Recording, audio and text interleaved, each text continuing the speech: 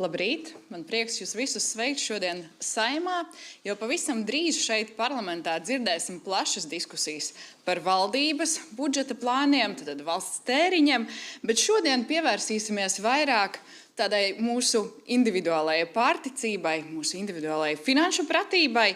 Runāsim gan par jauniešu izglītošanu, gan par to nodrošinājumu vecumdienās, gan arī kā tad neiekrist krāpnieku slazdos. Un šodien, cerams, konferences izskaņā mums arī būs iezīmējis tāds skaidrāks ceļš, kā arī virzīties tad uz šo iedzīvotāju ilgtermiņa pārticību un drošību. Šo konferenci rīko Latvijas Banka sadarbībā ar Saeimas budžeta un finanšu nodokļu komisiju un arī Latvijas finanšu nozares asociāciju. Mani sauc Alīna Lastovska, esmu Delfa žurnāliste, un šodien man ir iespēja moderēt šo diskusiju. Konferences pieejama arī tiešraidē Saeimas mājaslapā un arī pieejams surdo tulkojums. Bet vispirms sāksim tad ar uzrunām un vārds Saeimas priekšstādātājai Daigai Mieriņai.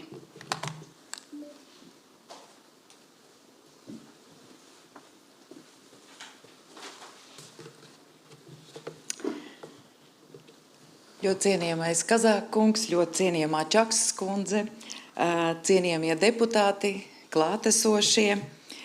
Šodien tiešām Saeimā ir konference Finanšu pratība Latvijas iedzīvotāju ilgtermiņa pārticībai un drošībai. Un vispirms gribu teikt lielu paldies par to, ka šo ideju, kas pavisam nesen dzima, sarunās gan ar Latvijas Banku, gan ar finanšu nozares pārstāvjiem, ir iespēja iedzīvināt arī šeit Saeimā.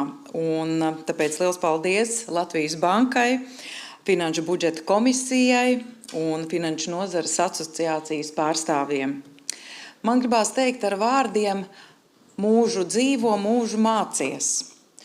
Un ja mēs varam attiecināt šo uz finanšu pratību, tad pilnā mērā var teikt, ka lai kāda izglītība mums pirms tam ir bijusi un lai cik daudz mēs uzskatām sevi par lietpratējiem finanšu jomā attiecībā uz savu personīgo finanšu plānošanu, mēs redzam, ka vienalga 92% iedzīvotāji ir saskārušies ar dažādiem krāpniecības gadījumiem. Vai viņi ir uzrunāti telefoniski vai kā savādāk. Un tas tikai liecina to, ka mums ir pašiem par to jārunā, mums ir jāmācās šādus gadījumus atpazīt un ar šādiem gadījumiem arī tikt galā. Un man šķiet, ka bieži vien cilvēki arī domā, man jau tas īsti neskar, es visu zinu, es jau esmu redzējis. Ko mēs redzam no ikdienas? Mēs redzam, ka cilvēki, kas ir gudri, izglītoti, intelektuāli, arī bieži vien uzķeras uz šādiem gadījumiem. Un tāpēc arī mēs, lai šādus gadījumus izskaustu un lai mēs varētu labāk sagatavoties, protams, mums par viņiem ir arī jādiskutē. Bet otrs aspekts ir tas, ka cilvēks jūtas drošs, ja viņam ir pietiekami līdzekļi, ja viņš spēj dzīvot drošā vidē, ja viņš spēj skolot savus bērnus, rūpēties par savu ģimeni. Un ļoti svarīgi mēs šodien runājam par ārējo apdraudējumu, ārējo ietekmi, bet tikpat svarīgi ir runāt arī par iekšējo drošību, kas cilvēkiem ir vistuvāk un šobrīd ir ļoti svarīga. Un tāpēc finanšu pratībai, manuprāt, ir ļoti liela nozīme. Un, protams, jo efektīvāk spēsim pārvaldīt savas finanses, jo, protams, arī turīgāk mēs būsim, jo šobrīd finanšu pasaulē ir milzīgi daudz iespēju arī pelnīt, ieguldot attiecīgi gudri savus līdzekļus, brīvos līdzekļus, tur, kur viņi mums var nest arī labumu. Un tomēr šī gada pavasarī veiktās aptaujas dati rāda, ka 40% Latvijas iedzīvotājiem ir grūtības sekt ikdienas tēriņus, kā arī veikt uzkrājumus. Tātad arī tā ir joma, kurā mums būtu vairāk jārunā un jādomā, kā arī savus iekšējos tēriņus efektīvi izlietot. Un tikai 21% iedzīvotāji ir nodrošinājis sev drošības spilvenu, bet 25% iedzīvotāji nav nekādu uzkrājumu. Lūk, tie dati jau arī liecina paši par sevi. Varbūt Finanšu nozares asociācija būs nedaudz citādāk, bet tie ir mums pieejamie dati. Un tāpēc gan daudz ir jautājumi, kas šodien jums konferencē būtu jāpārunā un arī varbūt jānosprauž tie tālākie mērķi, kā mēs varam virzīties uz izglītotu sabiedrību, gudru sabiedrību, tādu, kura spēj savas finanses arī ieguldīt mērķtiecīgi, lietderīgi. Un tāpēc es redzu šo izglītību kā izglītību jau no bērnības. Un varu teikt, ka tas ir ļoti labi, ja mēs arī saviem bērniem varam mācīt šo finanšu pratību. Budžets ir ģimenes budžets, bet tikpat labi budžets var būt arī katram skolēnam, kurā vecāki dodot šo finansējumu vai kabatas naudu, var dot uz vienu dienu, bet tikpat labi var iedot uz nedēļu, uz mēnesi un ļaut tam bērnam saprast, kas ir tas, kā viņš var saplānot savu kabatas naudu, piemēram, uz mēnesi. Kāpēc es to saku? Tāpēc, ka saviem bērniem tieši tā es arī darīju. Un tad es redzēju, ka mēneša beigās kādam ir pieticis, bet kādam arī ir pietrūcis. Un tad, ko dara bērns? Prasa mammai, lūdzu, iedodiet vēl. Un tā ir arī mūsu sabiedrībā. Tad, kad mums pietrūkst līdzekļu, mēs meklējam, kur šo finansējumu iegūt. Vai nu ejam uz bankām savu vajadzību īstenošanai, vai no kāda aizņemamies, vai vienkārši savelkam jostas un saprotam, ka nē, mēs šobrīd kaut ko nevaram atļauties. Ir ļoti svarīgi runāt cilvēkiem saprotamā veidā. Tādā gan caur saviem piemēriem.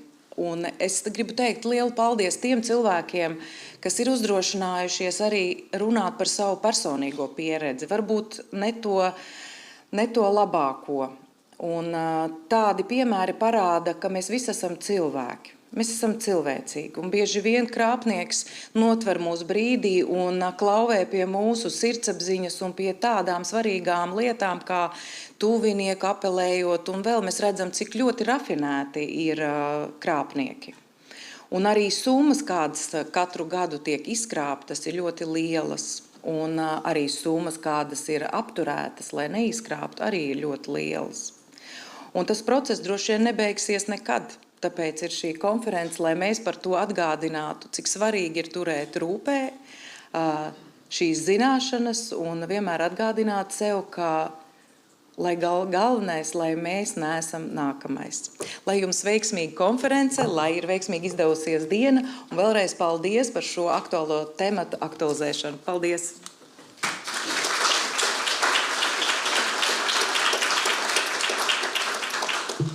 Paldies Saeimas priekšsēdētājai, kura jau iezīmēja vairākas problēmu jautājumus, arī dažus risinājumus, bet tagad vārds Saeimas budžeta komisijas vadītājai Andai Čakšai.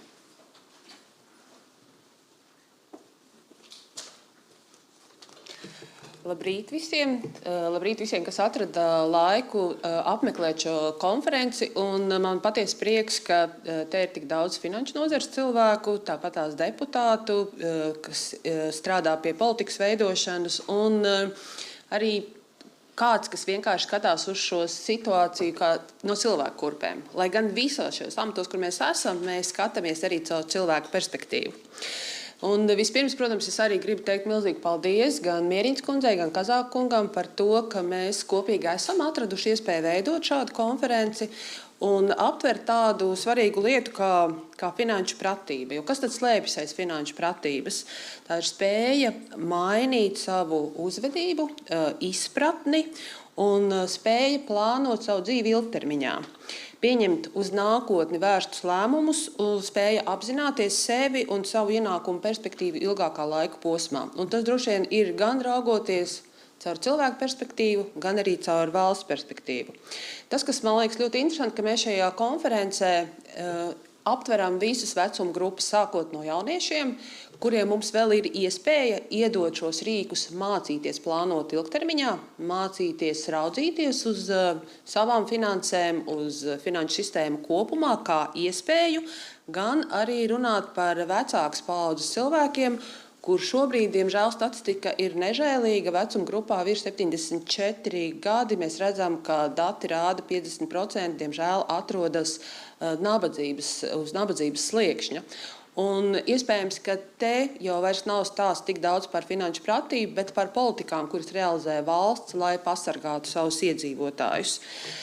Demogrāfijas tendences liek mums ļoti būtiski raudzīties uz to, kāda, cik ilgtspējīga un laba ir mūsu pensiju sistēma, vai tur ir nepieciešams kādu elementu kustība, vai tas, kas jau šobrīd ir labi un rokas nos no sistēmas pārmaiņām, kas, man liekas, ir viena svarīga lieta, kas sev ir jāspēj atbildēt un pateikt, tad iespējams ir kādi elementi. Un paldies par iespēju, kas man ir dota vadīt diskusiju panelī, kā es saku, koncīlijā, kas sastāv no ļoti daudz ekspertiem, un paraudzīties uz to, vai tad ir vajadzīgas kādas pārmaiņas. Bet lielā lieta droši vien šobrīd jau budžeta veidošanas procesā ir spēt sev atbildēt uz jautājumu, vai viss tas, ko mēs gribam, ilgtspēja un labklājīga dzīve, ir iespējama bez ekonomiskās attīstības. Un man liekas, ka diezgan pašsaprotam ir atbilde, ka nē. Jo redzot ārējo apdraudējumu, redzot visas tās vajadzības, kas mums ir gan veselībā, gan izglītībā, gan demogrāfijā, ir skaidrs, ka ja nebūs valsts ekonomiskās attīstības, mēs nespēsim nosegt visu šīs vajadzības. Un tādēļ es gan caur šo finanšu pratības aspektu, gan daudziem citiem aspektiem aicinu mūs visus domāt, kā mēs varam uzlabot valsts ekonomiku, kā mēs varam radīt vairāk naudu, lai nodrošinātu kvalitatīvu dzīvi mūsu iedzīvotājiem. Paldies! Es ceru uz aktīvu diskusiju, jautājumiem un iejusties katram mazliet tajā, kurš investē un domā par savu pensijas plānu, jo viņa visiem pienāks. Paldies!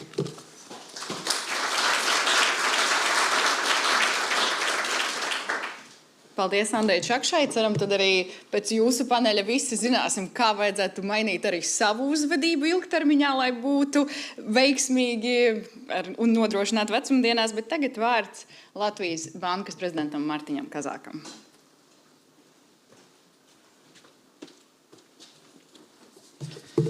Labrīt, paldies.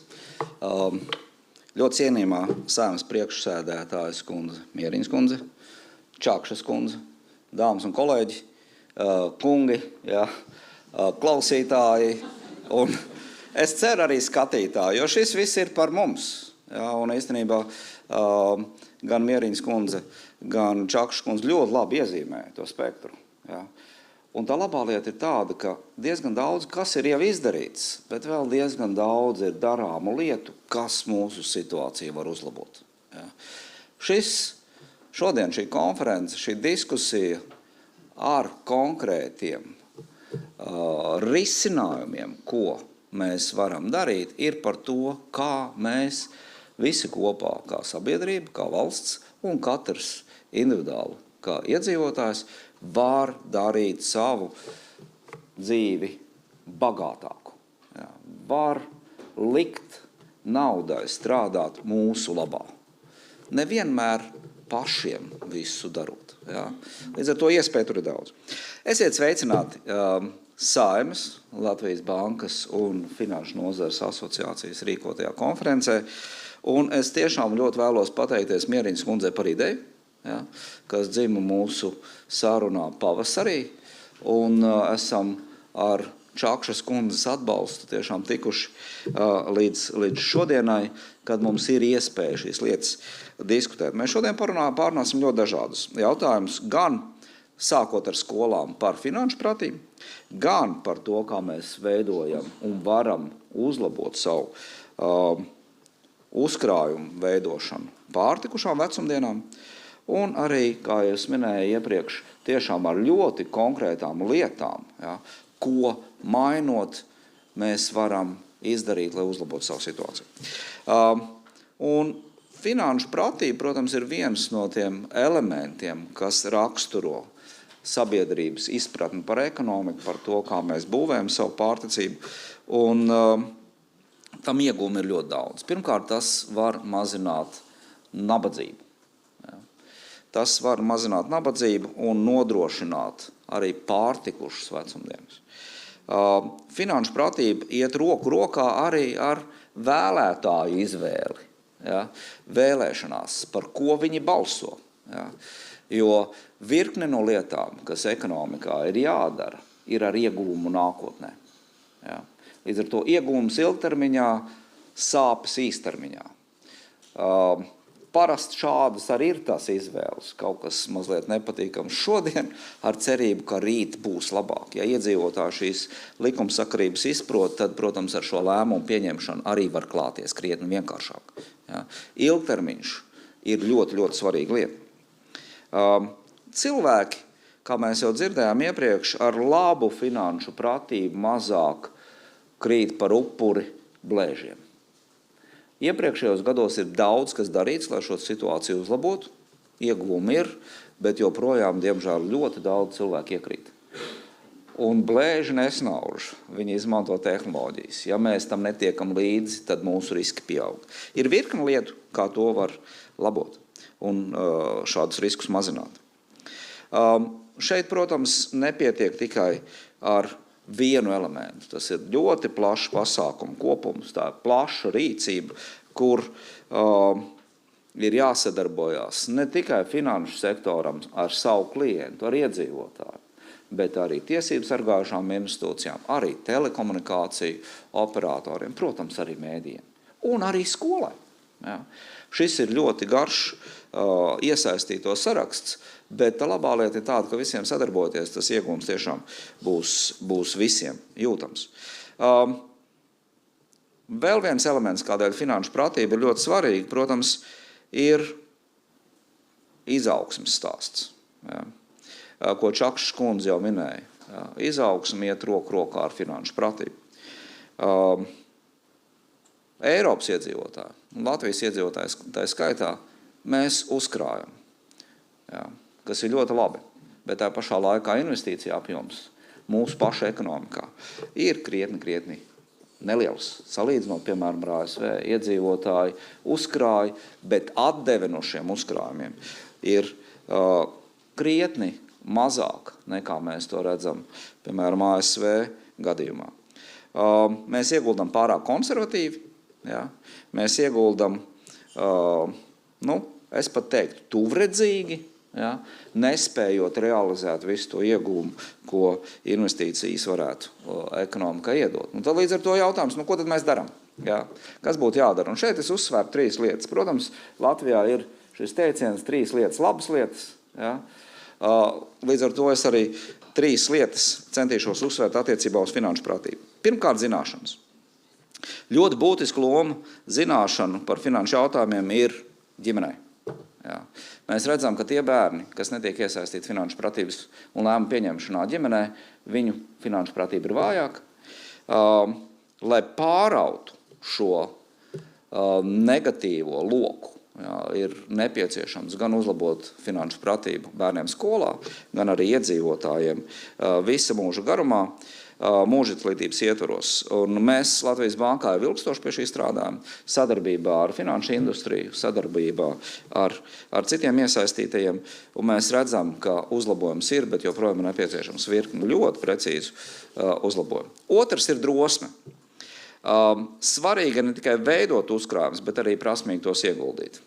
Atsaukšos uz Aristoteli, ja, kas esot teicis, ka krietna rīcība ir tāda rīcība, kas atrodas pa vidu starp pārmērību un nepietiekamību. Drosme ir vidusceļš starp bailīgumu un pārgalvību. Un tieši tāpat arī investīcijās. Cilvēks, kas neapdomāt pārgalvīgi iegulda savus visus līdzekļus augstu riska aktīvos, un tas ir azartspēļu spēlmanis. Ja. Tas nav apdomīgs investors. Savukārt arī iedzīvotājs, kas naudu tur tikai un vienīgi skaidrā naudā, protams, regulāri redz šīs naudas pirktspēju samazinoties. Pat ja iedzīvotājs tur naudu bankā, un ļoti labi, uzkrājumi ir vajadzīgi, pašreizajā brīdī apmēram 9 miljardi. Ja viņš tur noguldījuma kontā, par kuru procentus nemaksā vai maksā ļoti maz, arī lielā mērā drošības spilvens, bet ienesīgums mazs, pirktspējas kritums garantēts. Ja. Ja Latvijas iedzīvotāji no saviem 9 miljardiem, kas pašreizajā brīdī ir banku kontos, norēķinu kontos, kaut vai pusi ieguldīt, piemēram, valsts obligācijās, krājobligācijās, ja, par kurām iedzīvotāju ienākuma nodoklis nav jāmaksā, tad tie ir apmēram ar šodienas likmi 2,25% gadā ieturpat 100 miljonu eiro. Ja. Vai mums tiešām ir lieki 100 miljonu eiro? Ja. Pats liet roku. Ja. Visticamāk tāda nav. Tas nenozīmē, ka nauda ir jāņem no bankām ārā. Ja. Tas ir ļoti svarīgi, lai nauda bankās ir, bet tā pašā laikā jums ir iespēja izvēlēties, kur jūs varat to atdevi no saviem uzkrājumiem iegūt lielāku. Ja. Par akciju tirgiem. Ieguldot akciju tirgos, protams, risks ir lielāks. Ja. Protams, ir risks arī kādā brīdī kaut ko zaudēt. Ja. Bet, ja mēs skatāmies uz ilgtermiņa atdevi, tad šī atdeve, protams, no diversificēta ieguldījuma portfeļa ir krietni lielāka. Ja. Un šeit līdz ar to trešais punkts. Ja, zināšanas, drošība un trešais punkts pacietība. Un tautas gudrība vēst, ka labs nāk ar gaidīšanu. Ja. To var saprast divējādi. Es šajā gadījumā atsauktos vairāk uz visiem zināmā Warren Buffett ilgstošā biznesa partnera Čārlija Mangera teikto, ka liela nauda nenāk ar pirkšanu un pārdošanu, liela nauda nāk ar gaidīšanu. Ja. Un ko viņš ar to domā? Viņš domāja saprātīgi izvērtēt risku, ja, un salikt tos procentus. Ja. Ja es pateiktu salikt to procentu brīnumu. Ja. Un šeit atkal iedošu īsu piemēru. Ja mēs skatāmies uz iepriekšējiem 30 gadiem, jā, ar kāpumiem un kritumiem, jā, ar drāmām, jā, un komēdijām, bet vidējais ienesīgums kapitāla tirgos ir bijis, akciju tirgos ir ap 10%. Ja iedzīvotājs ir, piemēram, gada laikā spēja atlicināt 1000 eiro, tad pēc gada, ja mēs skatāmies vēsturē, tas būtu bijis jau 1100 eiro, pēc 20 gadiem tieši tie paši 1000 eiro būtu 6700 eiro, un pēc ilgiem 40 gadiem, proti apmēram vidējais darba ilgums, dzīves ilgums, tie 1000 eiro būtu pārvērtušies jau 45 000 eiro. Ja. Līdz ar to izdarot saprātīgas izvēles agri, ja, jūs varat likt naudai strādāt jūsu labā. Un līdz ar to ar pat nelielu uzkrājumu. Tam nav jābūt 1000, tas var būt arī 100. Ja. Jūs varat veidot savu nākotnes labklājību labā. Dāmas un kungi, kolēģi, finanšu pratība nav kaut kas abstrakts. Ja. Finanšu pratība ir ceļš uz pārtekušu Latviju. Un es novēlu mums visiem, ja, apgūt zināšanas finanšu jomā, būt drosmīgiem, bet ne pārgalvīgiem, neapstāties, apbruņoties ar pacietību, izdarīt pareizas izvēles un tādējādi nākotnē tiešām kļūt pārtikušiem un Latvijai būt pārtikušiem bagātai valstī. Liels paldies, lieciet naudai strādāt jūsu labā, lai mums lieliska diskusija un arī ļoti konkrēti risinājumi. Paldies!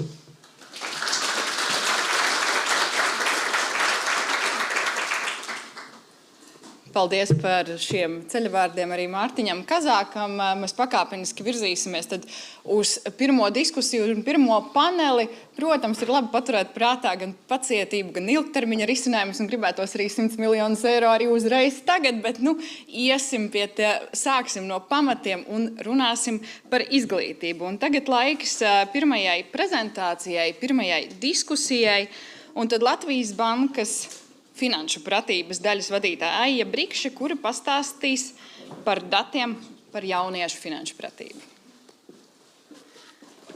Labrīt visiem! Paldies visiem, kas esat pievienojušies uz vienu no lielākajiem finanšu pratības jomas notikumiem, kāds man šķiet mums vismaz pēdējos 10 gados ir bijis. Tā kā liels paldies visiem klātesošajiem. Es došu ieskatu, kā mums izskatās jaunā paudze, kas ir tas, uz ko mēs varam cerēt un ko mums vajadzētu darīt, lai mēs varētu ne tikai cerēt, bet arī sagaidīt to, ka jaunā paudze būs gudrāka nekā iepriekšējās. Un lai par to runātu. Tātad īsumā mēs esam veikuši sabiedrības finanšu pratības novērtējumu dažādās iedzīvotāju grupās, tostarp starp finanšu un ekonomikas tematu mācošajiem skolotājiem. Un tad to, ko mēs esam no visas šīs pieejamās informācijas un apkopotās informācijas secinājuši, arī tad šodien pastāstīšu detalizētāk. Lai mēs runātu par jauniešiem, es gribēju iedot sākotnēji nedaudz tomēr kontekstu par to, kāda izskatās sabiedrība kopumā. Sabiedrības finanšu pratības līmeni mēs mēram ar finanšu pratības indeksu. Mēs novērtējam iedzīvotāju zināšanas, prasmes un attieksmes, un to kopā aprēķinot mums sanāk indeks, kurš šobrīd ir nedaudz pāri pusē no to, kāds tas varētu būt, kāds ir šis potenciāls. Tomēr šeit es vairāk uzmanību gribētu pievērst tam, ka viņš ir nevienmērīgs. Ir sabiedrības grupas, kurās finanšu pratības līmenis ir zemāks nekā citās, un šīs ir viena no šīm grupām ir jaunieši, jaunie cilvēki vecumā līdz 30 gadiem. Šeit mēs esam vēl detalizētāk viņus izdalījuši, bet kopumā šī ir viena no grupām, kur līmenis ir zemāks nekā citām sabiedrības grupām. Un tāpat arī šīs sabiedrībā ievainojamākās grupas, tie, kuriem ir zemāks izglītības līmenis, zemāki ienākumi un kuri kādu iemeslu pēc ilgstoši atrodas ārpus aktīvā darba tirgus. Ja mēs paskatāmies uz skolēniem, un mēs šajā gadā esam veikuši vairāk nekā 1009 klašu skolēnu finanšu pratības novērtējumu, un tie rezultāti ir šādi, ka finanšu pratības līmenis principā ir tieši tāds pats kā pieaugušiem kopumā, un šie rezultāti ir ļoti līdzīgi savā starpā. Bet arī šeit ir vairāk faktori, kas ietekmē to, vai šī jaunieši sasniedz augstākus vai zemākus šos finanšu pratības rezultātus. Par šiem faktoriem tad arī es pastāstīšu, un tālāk arī paskaidrošu, kāpēc šie rezultāti visticamāk ļoti līdzīgi gan sabiedrībai kopumā, gan jauniešiem. Nu, lūk, tātad viens faktors, kurš atšķīra to, kāds ir rezultāts, bija dzimums mūsu gadījumā. Šajā gadījumā meitenēm bija būtiski zemākas zināšanas finanšu jautājumos, finanšu konceptos nekā puišiem, un meitenēm arī attieksmes jautājumos viņas bija atbildējušas ar zemākām vērtībām. Līdz ar to, ja mēs skatāmies uz to kopējo rezultātu, tā atšķirība nebija tik liela, jo uzvedībā tās atšķirības nebija tik lielas. Tāpat skolas reģions. Vidzemes skolās jaunieši uzrāda zemāks rezultāts diezgan būtiski. Arī nedaudz kurzemes skolēniem mēs redzam atšķirības ar pārējo Latviju. Augstāk rezultāti savukārt uzrādās valsts pilsētu skolās, izņemot Rīgu, bet citās valsts pilsētu skolās rezultāti ir labāki nekā laukos vai pilsētās. Nu, lūk, kā jau Kazākungs šorīt minēja, tad jā, ģimenē ir vislielākā ietekme uz skolēnu finanšu pratību. Ja jaunietis tiek iesaistīts ģimenē lēmumu pieņemšanā, tad viņš uzrāda būtiski augstāks rezultāts nekā tie, kuri netiek iesaistīti. Un tāpat, ja jaunietim ir pieejama kabatas nauda, ar kuru viņš var rīkoties, un viņam ir iespēja no šīs kabatas naudas kaut ko uzkrāt, arī tad viņa atbildes citos jautājumos ir precīzākas un pareizākas. Nedaudz paskatīsimies uz to, ko paši skolēni mums atzina, kur viņi iegūst informāciju par naudas lietām. Tātad, primāri ģimene viņi atzīst par būtiskāku informācijas avotu. Tāpat internets 76% saka, ir kaut reizi ņēmuši vērā influenceri vai sabiedrībā atpazīstams cilvēku ieteikumu internetā, ko viņi ir saņēmuši. Tāpat viņi uzzina no draugiem, bet tas, kas mums lika tomēr nedaudz pievērst uzmanību un gribētu to nedaudz vairāk pasvītrot, 36% no viņiem saka, ka viņi nekad neko nav uzzinājuši skolā par naudas lietām. Un 31% saka, ka tas ir noticis reti. Bet, lai vai kur viņi uzzina informāciju par naudu un lai vai kādu, viņi ļoti digitāli šobrīd finanšu pakalpojumus lieto. Viņi iepērkās internetā, jaunieši izmanto bankas kartes, viņi norēķinās lielākā daļa izmantojot telefonu. Viņi arī veido uzkrājumus, par ko bija pozitīvs pārsteigums. Un viņi arī ir pakļauti dažādiem krāpšanas riskiem. Pusi no viņiem apmēram ir saņēmuši jau šobrīd piedāvājums internetā nopelnīt ātri un lielas summas. Tāpat 18% no viņiem saka, ir saņēmuši piedāvājumu caur savu bankas kontu vai izmantojot savu bankas karti, veikt darījumus kādam svešam cilvēkam palīdzot un par to saņemt atlīdzību. Jebšu viņi ir saņēmuši piedāvājumu kļūt par naudas mūļiem. 28% no jauniešiem 9. klasē saka, viņi iegulda kopā naudu ar vecākajiem, un, kas likās arī ļoti interesanti, katrs 5. puisis 9. klasē saka, ir pats iegādājies kriptoaktīvus.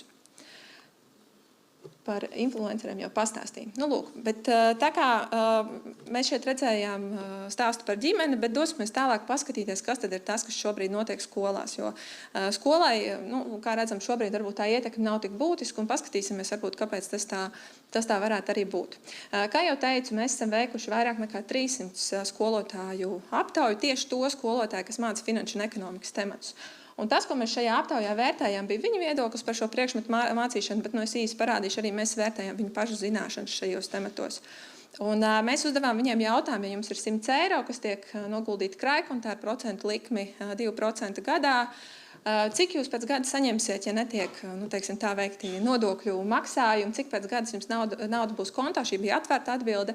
Tad mēs redzam, ka 38% no šo tematu skolotājiem var atbildēt šo jautājumu, kas ir mazāk nekā 9. klases skolēni ar identisku jautājumu atbildēja, un līdzīgi arī pieaugušie sabiedrības iedzīvotāji visi atbildēs vienādu jautājumu.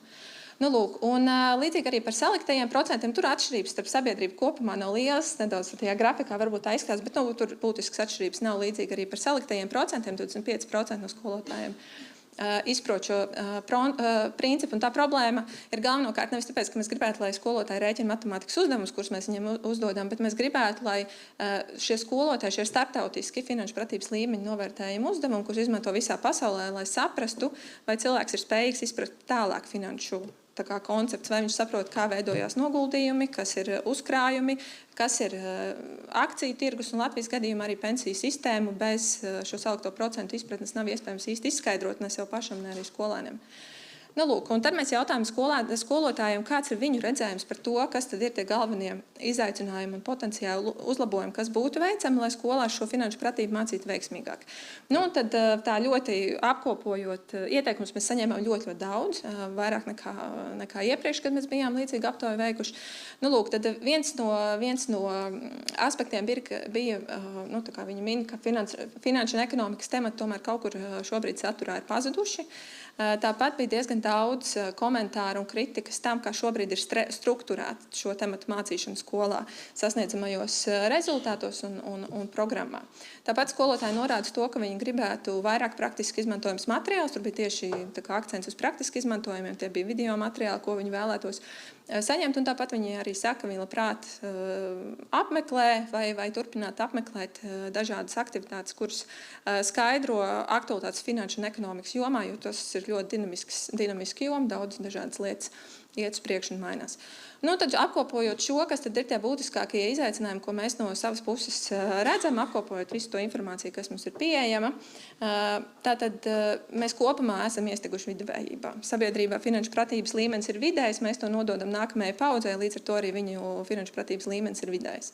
Tas lielākais risks šajā nodošanā no paudzes paudzē ģimenē ir tas, ka tas veicina nevienlīdzību, jo, kā mēs redzējām, finanšu pratība nav vienāds lielums visās sabiedrības grupās.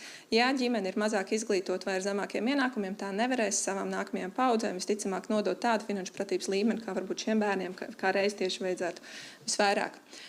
Šobrīd skolai nebūtiska loma, vismaz no jauniešu atbildēm. Mēs secinām, un arī skolotāji norāda uz virkni izaicinājumiem, un tāpat mēs redzam arī, ka tomēr šī izpratne par finanšu konceptiem šobrīd tiem skolotājiem, kas māca, ir noteikti viens no izaicinājumiem, kuru mēs šodien diskusijā adresēsim un arī tālāk adresēsim. Un neskatoties uz to, kā jau es minēju, kur viņi iegūst informāciju, viņi finanšu pakalpojumus šobrīd lieto, viņi ir ļoti digitāli, un tāpat viņi ir lielā mērā pakļauti krāpniecības riskam. Kas ir tie risinājumi, ko mēs šajā situācijā redzam? Tātad pirmais ir tas, apkopojot pētījumus un pasaules prakses, kas tad ir tie varianti, ko pasaulē dara un ko piedāvā, lai šo situāciju uzlabotu. Tātad viens ceļš, ko iet, ir integrēt finanšu pratību vairāk un lielākā apmērā matemātikas mācību priekšmetā. Bet tas nevar notikt kā labs gribas projekts vai kā entuziasma projekts. Rezultātus šāda pieeja uzrāda tikai tad, kad tas ir ļoti strukturēti norādīts programmā un tam ir sagatavoti visiem pieejami mācību materiāli. Bet, ja tas tiek atstāts tādā pašplūsmas jautājumā, tad tas kā reizi turpina veicināt šo nevienlīdzību, jo ir skolas, kuras nopietni šim jautājumam pieķerās, un ir skolas, kas šo jautājumu neadresē. Līdzīgi arī skatoties, tad, no kā sāk no skolēniem, vai tomēr izglītojam tās ģimenes un ceram, ka tad izveidosies mums gudrāk jaunā paudze. Pētījumi tomēr pierāda, ka pozitīvāk un efektīvāk arī izdevumu ziņā ir integrēt finanšu tematus skolā. Jo finanšu tematiem skolās, ja tie ienāk arī strukturēti un ar tādu pārdomātu pieeju, viņiem ir tā saucamais spillover efekts uz vecākiem, īpaši tur, kur zināšanas ir zemāks, tām grupām viņas pakāpjās uz augšu ar lielāku, tā teikt, izrāvienu, un tāpat arī uz skolotājiem. Tātad tas bija tāds blakus efekts šim pētījumam, kā finanšu pratība būtiski uzlabojās skolotājiem, kas šos temats māca. Lūk, un lai mēs, kā jau minēju, tāda pilnīga šī jautājuma atstāšana uz skolotāju entuziasmu vai skolas entuziasmu kopumā veicina nevienlīdzību, un Eiropas Savienībā valsts ir vienojušās, kas tad ir tās pamatkompetences, kas skolēnam katrā vecuma posmā ir jāzina finanšu jomā. Un tātad šādas vadlīnijas ir gatavas, kompetences ļoti skaidri un precīzi definētas, tad viņas būtu ieviešamas, tostarp Latvijā ir valsts, kas to ievieš, Austrija un Somijas to ļoti nopietni skatās, kā to integrēt skolu programmās, lai Eiropā mēs būtu vienoti. Un tas noteikti ir jautājums, par ko jādomā arī mums, jo tad, kad visas pārējās Eiropas valstis to savā pusē būs integrējuši, tad tas mūsu gadījumā var mums radīt tādu atpalicības risku. Tie skolēni būs iemācījušies nākamajos pētījumos, viņi uzrādīs augstāku rezultātu, bet mēs atpaliksim, jo neesam šo mājasdarbu izdarījuši. Tātad liels tāds bloks par tālākajiem priekšlikumiem. Tiem pieskaroties, tātad viens ir tomēr vēlreiz caurskatīt un pilnveidot sasniedzamos rezultātus sociālā un pilsoniskajā mācību jomā. Tas, kas ir svarīgi, tur jau ir labi piemēri, sociālās zinātnes viens, kur darbs jau ir veikts un priekšmets ir arī skolotāju aptaujā atzīst šo kā labo piemēru, kas ir paveikts, bet tas darbs būtu jāturpina arī attiecībā uz citiem vecuma posmiem. Tāpat var izvērtēt un skatīties šīs iespējas integrēt finanšu temats matemātikā. Šobrīd mēs uzdevam arī jautājumu, vai skolotāji, šie finanšu pratības skolotāji sadarbojas ar kādu citu priekšmetu skolotājiem. Tā atbilde bija, ka ļoti mazā mērā. Tomēr šī starppriekšmetu saikni, kā mēs redzam, ka viņi vismaz šobrīd šīs grupas skolotājiem nelīdz galam strādā.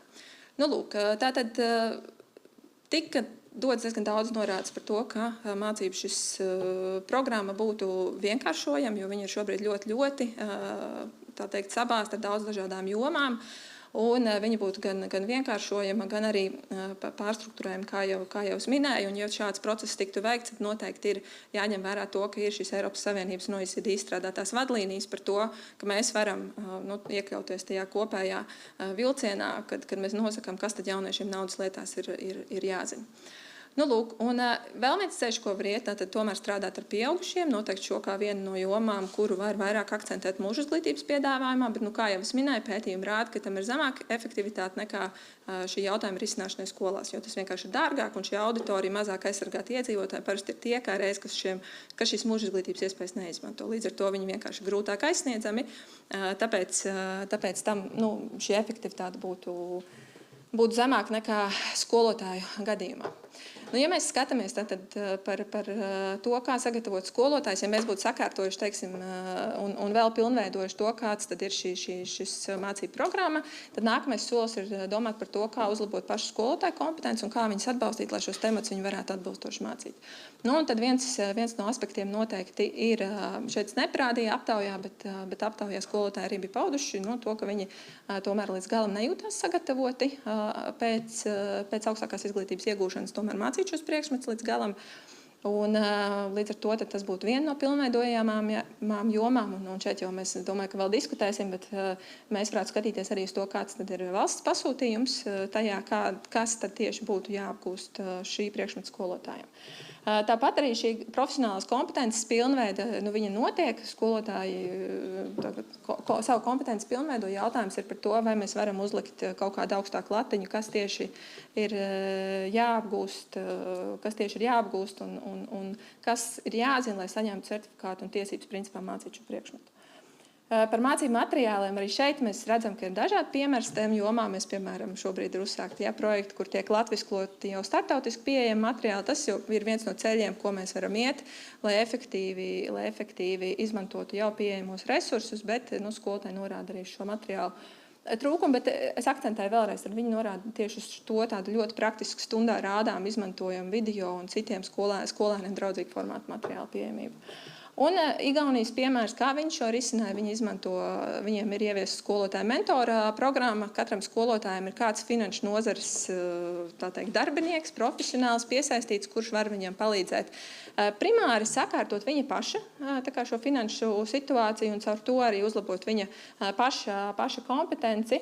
Un Igaunijā šāds mentors ir pieejams ne tikai finanšu un ekonomikas tematu skolotājiem, bet skolotāji kopumā var pieteikties arī ne tikai tie, kas māca šo tematu, jo pirmkārt tas ir labs atbalsta veids pašiem skolotājiem, kā viņus var atbalstīt, un vienlaikus tas arī dod viņiem iespēju šos priekšmetus mācīt. Tad pats pēdējā priekšlikuma grupa attiecās uz ģimenēm. Jā? Tad ģimeņu šie riski, es jau viņus nedaudz iezīmēju, ir sabiedrības grupas, kuras tātad var zemākas zināšanas nodot nākamajām paudzēm, un attiecīgi šīm grupām mēs to darām šobrīd, es teiktu, finanšu sektors tādā ziņā ir ļoti priekšzīmīgs. Mēs gatavojam vienkāršās, vieglās valodas materiālus tām sabiedrības grupām, kuras vienkārši šīs tēmas nesaprot un kurām tas viss ir par daudz un par sarežģītu, un tas ir ceļš, kurš ir jāturpina iet, jo, ja sapratīs šīs mazākas zinošās grupas, sapratīs arī visi pārējie. Otrs jautājums ir par šīm riska grupām, vai tur ir iespējami atbalsta instrumenti. Bija Labklājības ministrijai pilota projekts, kurā ģimeņa asistenti tika apmācīti tos ar finanšu tematos, un ģimeņa asistenti, kur atbalsta pašas visvairāk grūtībās nonākušos ģimenes, bija apmācīts arī un sagatavots, lai varētu viņus atbalstīt tādos praktiskos finanšu jautājumos. Un tad atcerēsimies par to, ka mums ir bērni, kas atrodas ārpus ģimenes aprūpē, vai daļu no savas dzīves nav pavadījuši dzīvojot ģimenē, tad šiem bērniem arī viņiem šī informācijas avots kaut kādā ziņā nav pieejams, un viņiem tā pieeja varētu būt vēl pavisam individuāli, tie varētu būt mentori, konsultanti vai cilvēki, kas viņus atbalsta gan uzsākot praktisko dzīvi, gan arī tad, kad viņi saņem šo naudu savu, ar kur viņi var patstāvīgi rīkoties, gan arī laikā, kurā viņi atrodas institūcijā vai kādā citā formatā. Tas no manas puses.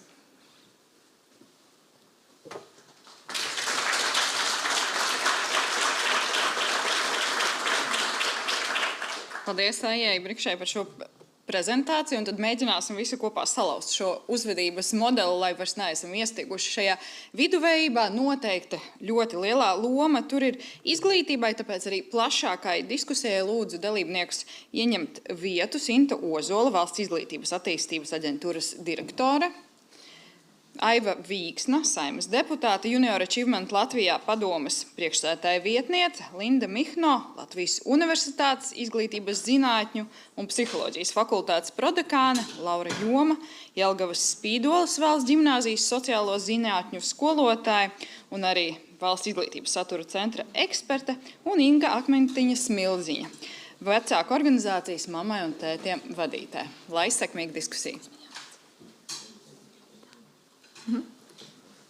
Paldies visiem drosmīgajiem, kas ir piekrituši šai diskusijai un adresēt un savā starpā diskutēt un pārnāt tos jautājumus, kas mums iezīmējās daļa gan sāpīgi.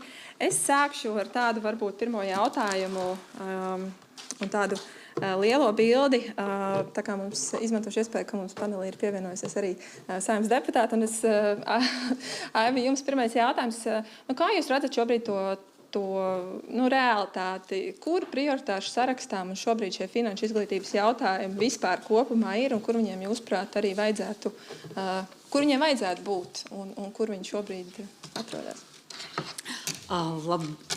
Labrīt, labdien!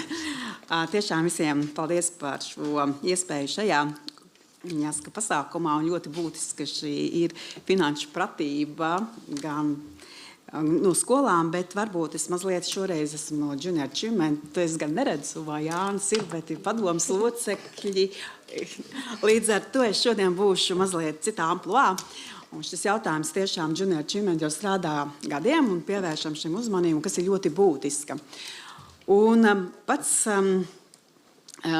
mūsu izpratnē ir finanšu pratība, ir jābūt jāuzskata prioritāte līdzās digitālajām prasmēm, arī finanšu pratība, tāpat kā uzņēmēja spējas. Un tas nav tādēļ domāts, ka uzņēmēja spējas un visi kļūs uzņēmēji, bet tas man šķiet ir pašsaprotami, lai mēs spētu, kā jau iepriekš arī, jāsaka, pirmajā preambulas panelī teica, ka spētu ar savām finansēm prātīgi, saprātīgi rīkoties. Un jāsaka, ka finanšu pratība nav tikai papildus prasme, un to mēs redzam, ka ekonomikas priekšmets nav atsevišķs priekšmets, bet iekļauts kāds sociālajās zinībās, un varbūt tā kaut kur garām ejot paslīd garām tikai šis jautājums, bet tas ir nopietns valsts drošības jautājums, un kā arī Kazāka kungs minēja, un arī iepriekš arī Saeimas priekšsēdētāji, ka tās ir ekonomiskās noturības jautājums, un arī Čakšas kundze minēja, bez ekonomikas, kā tad mēs nodrošināsim gan drošību, gan kvalitatīvu izglītību un visu pārējo. Un arī, kā jūs minējāt, arī savām ieskicējumā pētījumā, mēs esam tādas viduvējības, un tikai 12,3% no 20 iespējamiem punktiem, kas ir nepieciešami, es domāju, ka to mēs varam sasniegt, un to mums vajadzētu visiem kopā darīt, un tas ir liels tāds izaicinājums. Un vienlaikus es gribu atgādināt, ka, piemēram, 30% no jāskatā Z paaudzes jau sāk ieguldīt universitātē un jau agrā pieaugušā vecumā. Un tas nozīmē to, un milēnium 15 un X9, tas nozīmē, ka viņi iegulda. Un tikai jautājums, kā viņi iegulda, kā viņi pārvalda riskus, vai tos iegulda pēc mākslīgā intelekta ieteikumiem un vai influenceriem. Un tas ir tas, ja mēs skatāmies tā, tad manā izpratē, mūsu junior achievement izpratnē, finanšu pratība ir ļoti nopietnas jautājums, kas jāintegrē citās mācību priekšmetos, gan matemātikā, gan datorikā.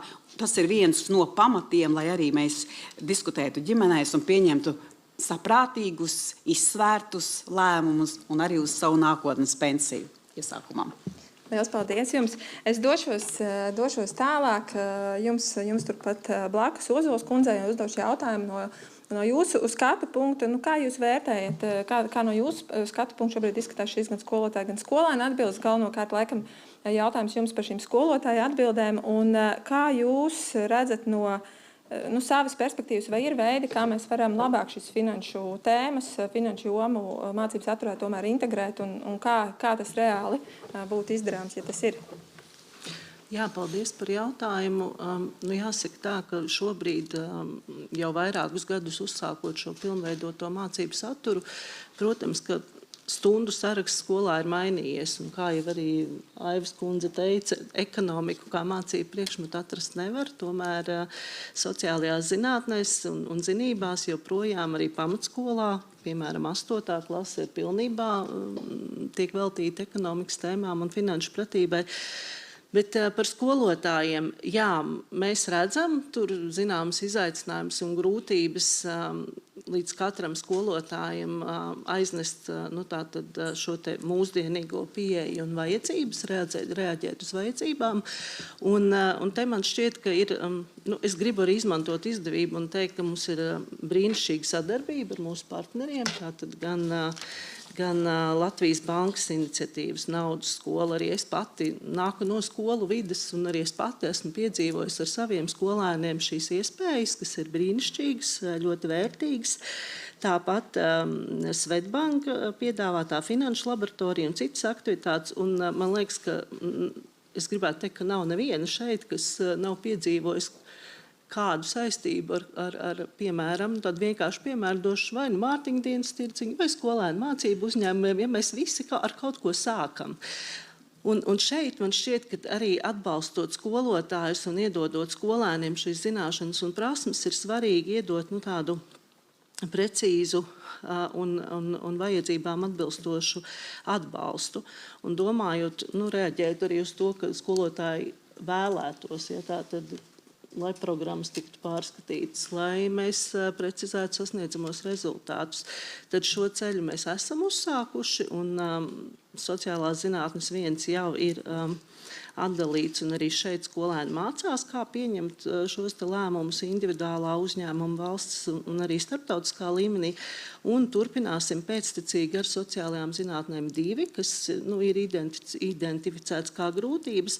Un savukārt uz pamatskolas posmu skatoties, jā, arī tur zinām mājasdarbi mums ir, un mēs ar kolēģiem esam jau šo darbiņu arī uzsākuši. Redzam, kādas ir atšķirības starp Eiropas Savienības un OECD šo te finanšu pratības ietvaru un mūsu programmām, un redzam šo te nepieciešamību programmas papildināt, un jau šobrīd mūsu valsts metodiķi strādā ar materiālu izstrādātājiem, tātad skolotājiem būs pieejami jauni materiāli, papildināti, precizēti, kur arī šī tā trūkstošais gabaliņš, ja es tā varu teikt, tiks jau arī nosakts.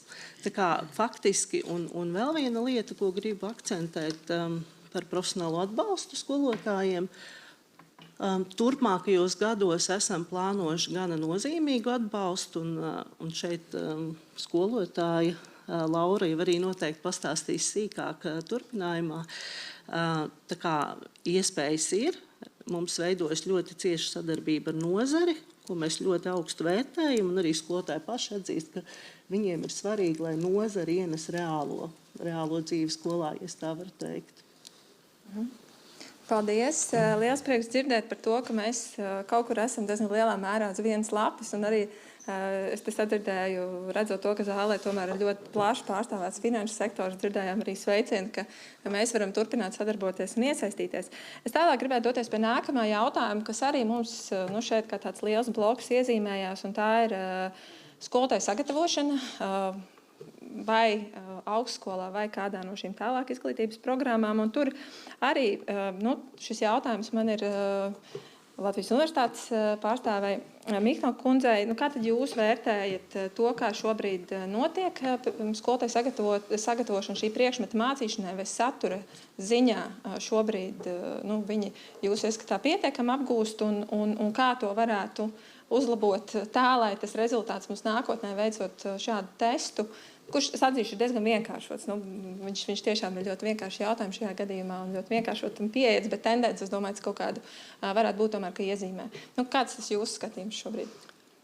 Jā. Labdien visiem! Skatījums tāds, ka noteikti sociālo zinību skolotājs šobrīd, sociālo zinību un vēstures skolotājs, jāsaka, programmā viņam šīs divas kvalifikācijas iegūst. Jāsaka, ir diezgan liels superskolotājs, jo viņam jāapgūst ir gan sociālo zinību tēmas, plusā vēl arī vēstures tēmas, un tas viss tikai 4 gados, plusā vēl ir arī obligātie kursi, kas atrunāts ir ministra kabineta noteikumos, lai kvalifikāciju iegūtu, un līdz ar to, kur ir atrunāts, ka ir arī, protams, ekonomikas priekšmets, bet kā atsevišķi priekšmeti neviens no skolotājiem ekonomiku nemācās, viņš tā kā integrēts citos priekšmetos. Līdz ar to tādu savu laiku, kad mācījos augstskolā, tad man bija atsevišķi priekšmets, un, protams, tas bija ļoti vērtīgi, bet šobrīd sociālo zinību skolotājiem ir atsevišķi, protams, priekšmeti, jo viņiem jāmāc šie jautājumi, bet, manuprāt, viņi nav pietiekami. Kā es teicu, tad viņiem ir pārāk plašs tas tematu loks, kas ir jāaptver, un diezgan sarežģīti un grūti to visu darīt. Un man personīgi gribētos domāt, ka būtu tāpat kā ir civilā aizsardzība un vides aizsardzība, kas mums likumā ir atrunāts, ka tam ir jābūt programmās, kad iespējams, ja šīs ir aktuāls jautājums, ka tam būtu jābūt arī jebkuram studentam, jebkura augstskola programmā jāapgūst ekonomika. Un lai būtu tie jautājumi, lai mums nebūtu problēmas, un tas ir viens no veidiem, kā mēs varam piespiest vai likt šos jautājumus apgūt un izprast. Paldies, man ļoti patīk tas teiciens, ka šī priekšmeta skolotājs ir tāds superskolotājs, un viņš pēc tam apgūst divus tādus ļoti plašus jautājumus. Ja viens ir sociālo zinātņu bloks, otrs ir vēstures bloks, un abi no šiem blokiem ir ļoti, ļoti plaši. Bet kas varētu būt kādu risinājumu jūs redzat tieši tajā, ja teiksim, mēs pieņemam, ka kaut kad iespējams nākotnē varētu mēs cerēt uz to, ka finanšu tēma ir jautājums, ko līdzīgi kā civilo aizsardzību mēs apgūstam, bet ja tomēr nē, tad kā sagatavot šo superskolotāju? Kā viņu sagatavot tā, lai viņš spēja katru to jomu pietiekami precīzi iemācīt? Jā, tas ir labs jautājums, kā sagatavot, lai viņš varētu iemācīt. Pirmkārt, jau viņam būtu pašam jābūt tām zināšanām, lai viņš varētu efektīvi runāt par tām tēmām, jo nevienam nebūs interesi runāt par tēmām, kas viņam ir nesaprotams. Un ja viņš pats to nespēja izprast un paskaidrot, tad viņam ir grūti to kādam citam iemācīt. Un noteikti būtu nepieciešams droši vien vairāk priekšmets, bet, kā es teicu, sociālās zinības ir diezgan plašs temats. Un attiecīgi, cik kredītpunktu atļauju, tik tajos ir jāies pie šīs visas metodikas, kas viņiem ir jāapgūst.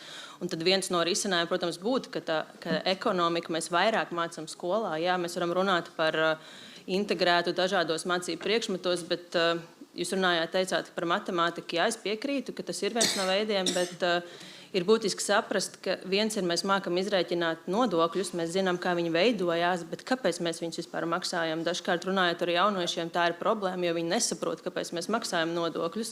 Viņiem liekas, ka to mēs maksājam tāpēc, lai valstī, lai ierēģiem būtu finansējums, bet patiesībā lielāko daļu no nodokļiem mēs maksājam tāpēc, lai mēs paši varētu savus vecākus, vecvecākiem būtu finansējums, un to viņi nesaprot. Un būtu svarīgi, ka skolā mēs par šiem jautājumiem runājam vairāk, un ne tikai mākam izrēķināt, bet mākam arī skolēniem izskaidrot un viņi to saprast. Un tam būtu jābūt jau dabiski jebkuram skolotājam, ne tikai sociālo zinību skolotājiem. Tā būtu kā visiem skolotājiem. Un tas jau nāk no, kā jūs minējāt, ģimene, kā jūs minējāt, skola, bet tam būtu jābūt jau no turienes. Un ja es to kā skolotājs jau esmu zinu, saprotu, man pēc tam man nebūtu vajadzīgi atsevišķi priekšmeti, lai es to tēmu apgūtu. Man būtu jau ar to jādzīvo, jau no skolas jānāk. Tās ir pamatzināšanas, kā jau mums iepriekš runātāji arī minēja. Paldies! Dosimies tālāk apskatīt to, kas tad īsti notiek skolā. Un esmu ļoti priecīga par to, ka mums šodien ir pievienojusies arī skolotāji, kuri tad ir viena no tiem skolotājiem, kas praktiski iet klasē un māca šos tematus un dara šo ļoti svarīgo darbu. Bet Laura mums šodien ir pievienojusies ne tikai kā skolotāja, bet arī kā valsts metodiķe šajā jomā. Un Laura, kā no skolotāja perspektīvas, kas tad ir tie būtiskākie izaicinājumi vai tā palīdzība un atbalsts, kas jums ir nepieciešams, lai šo priekšmetu un šīs finanšu un ekonomikas tēmas varētu vēl veiksmīgāk nodot skolēniem? Labdien visiem!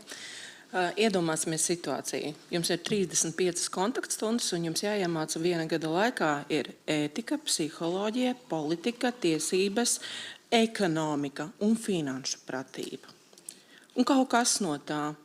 Problēma ir tajā, ka skolotājiem trūkst laiks, izkrīt svētku dienas, ir dažādi pasākumi. Un otra liela problēma ir tā sadrumstalotība.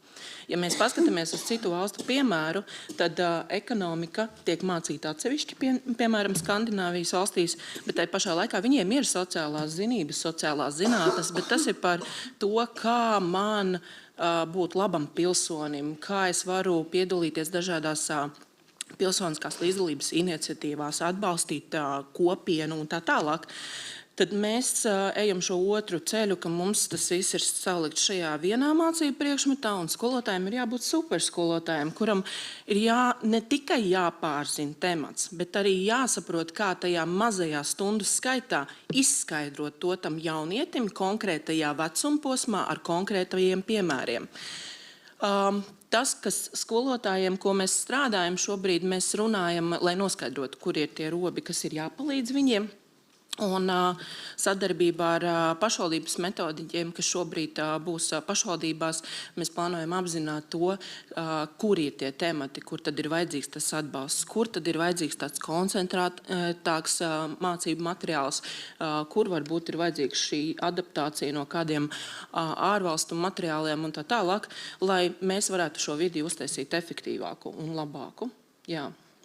Vai es sadzirdēju pareizi, ka tomēr tas, kas jums tomēr kaut kādā mērā atvieglotu to darbu ar šīm tēmām, ir tas, ka viņas tomēr tiktu vēl atsevišķi nodalīts? Vai ir vēl kāda alternatīva, kas varētu būt? Būsim reālisti, lai nodalītu šos divus priekšmetus. Tas nozīmē, ka mēs mehāniski pārdalīsim vienkārši to stundu skaitu, kas šobrīd ir sociālām zinībām. Es nebūšu no tiem valsts metodiķiem, kas teiks, ņemam no stundas citiem mācību priekšmetiem. Tā darīt nedrīkst, katrs mācību priekšmets ir svarīgs, bet ir tas, kas būtu jāizdara, ir jāapskatās tiešām uz programmu un jāpavērtē, kas tad no vadlīnijām mums ir programmā, kas nav un ko mēs varam tātad pielāgot, pārkārtot, paskatīties, jo pirmkārt jau programmas robežās. Un pēc tam jau domāt tālāk nākamos soļus. Paldies. Un tad mēs tomēr esam tā viena ceļa par to, ka pārskatām programmu, un tad tas ļaut mums arī labāk to strukturēt. Paldies. Pārēsim no skolām uz ģimeni, gan tā teikt, ģimenu pārstāvis mums panelī ir viens, bet ļoti nozīmīgs, ņemot vērā to, ka mēs redzam, ka ģimenēm tomēr ir šobrīd prioritārā un visbūtiskākā loma jauniešu izglītošanā par šīm tēmām. Un, tas izklausās kaut kādā ziņā kā diezgan liels smagums arī un izaicinājums ģimenē. Tāpēc es ļoti priecāšos dzirdēt Smilziņas Akmentiņas kundzi. Kā no jūsu skatu punkta tas kaut kādā ziņā tā atbildība šobrīd izskatās, vai ģimenes ir gatavas tādu, teiksim, šīs zināšanas saviem bērniem arī nodot, un kas ir varbūt veids, kā var atbalstīt ģimenes, izmantojot to, ka šeit sēž ļoti daudz klātesošie, kur ir gatavi no savas puses arī atbalstīt iedzīvotājus ar saviem materiāliem. Un vai jūs redzat kādu veidu, ko mēs varam kā finanšu sektors vai izglītības sektors darīt, lai jums palīdzētu šo uzdevumu veikt? Labdien! Vispirms teikšu milzīgi paldies par tēmas aktualizēšanu, jo mēs kā vecāku organizācija saņemam jautājumus gan no vecākiem, gan arī mēs daudz runājam ar jauniešiem. Un šī tēma paceļas daudz un dažādos vērsumos. Un tad es tā gribēju atgriezties pie jūsu prezentācijas, kur man ļoti iekrita acīs tas slaids, kurā bija teikts, ka meitenēm ir zemāka finanšu pratība. Un nesen es runāju ar izglītības pētniekiem no Latvijas universitātes. Un tad es teiktu, ka ir jāatgriežas vēl kādu soli atpakaļ, faktiski pie matemātikas. Ja mēs runājam jau par jaunas priekšmetu ieviešanu, bet mēs runājam ar izglītības ekspertiem par to, ka būtu jāmaina matemātikas mācīšanas kultūra. Kas sākt ar to, kas mums jau ir, un kā tas viss iet kopā tās meitenes ar to matemātikas mācīšanas kultūru. Un pētījumi liecina to, ka tā stigma, īpaši Latvijā, pastāv, ka meitenes nesaprot matemātiku. Meitenēm ar šo ir beigi švaki, bet tā nav. Un eksperti saka, ka visi var matemātiku iemācīties vismaz tādā optimālā līmenī, neatkarīgi no dzimuma. Un ka Latvijā, neizvērsīšu garu stāstu par matemātiku, bet noteikti jomas eksperti saprot, par ko es runāju, ka mums ir milzīgas bailes daudziem bērniem no matemātikas. Līdz ar to aiziet jau pie finanšu pratības. Tas jau ir nākamais solis, un mēs tur nevaram aiziet, ja mēs neesam sakārtojuši to, ka mēs pirmkārt ieraugam matemātiku dzīvē, ka mēs nebaidamies tātad no matemātikas. Un tad tajās, kas pētījumos parādās, ka jau pirmajās klasēs jau bērniem ir bail no matemātikas. Kāpēc? Un eksperti saka, ka nereti tas nāk no skolas, kur pirmajās 4 klasēs māca vienam pedagogam. Arī jābūt superskolotājiem, jāmāca viss. Un ja tā skolotāja pati baidās, viņai ir ielikta tā stigma, ka man ir bail no matemātikas, tad viņi to nes tālāk. Un šis ir, es teiktu, pirmais solis. Mēs varam jau sākt, pat nedomājot par ļoti augstiem plauktiem, bet mērķiecīgi mainīt matemātikas mācīšanas kultūru. Bet jūs jautājat par vecākiem. Arī prezentācijā jūs redzējāt šo, es teiktu, aburto loku, ka jaunieši saka, ka viņi mācās šo finanšu pratību ģimenē. Ģimenei finanšu pratība zema. Tad mēs cik garš, tik plāts nekur uz priekšu netiekam, kā bija rādīts datos, no 10 gadus netiekam. Ja? No 2015. gada mēs tā kā stagnējam. Un tā problēma ar ģimenēm nav, viņa ir liela. Ja? Tas nav vienkārši atrisināms jautājums. Un tāpēc es teiktu, es piekrītu jums, kā jūs teicāt, ka arī pētījumi rāda, ka jāsāk tomēr ar skolām, ar skolēniem. Jo ģimenes ir dažādas, ģimenes dzīvo dažādos reģionos, ir dažāda, ļoti liela dažādība. Līdz ar to es teiktu, ka skolu, ja runājam par finanšu jomu, es redzu, ka skola vislielākajā mērā var darīt ārkārtīgi daudz, lai mazinātu nevienlīdzību.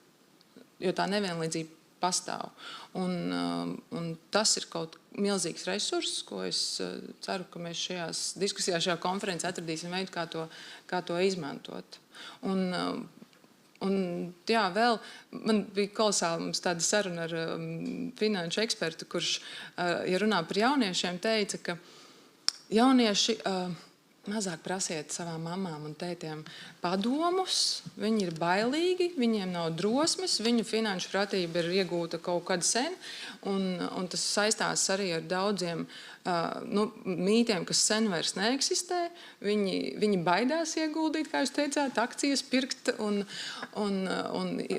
tur ir daudz tādas lietas, kas ir sen mainījušās, ja? Un tāpēc jaunieši meklējiet, paši izglītojieties un ejiet uz priekšu, un arī pēc saviem bērniem. Man 2 jaunieši, un tad dēls, kad mācījās vidusskolā, tad mums bija vesela tāda.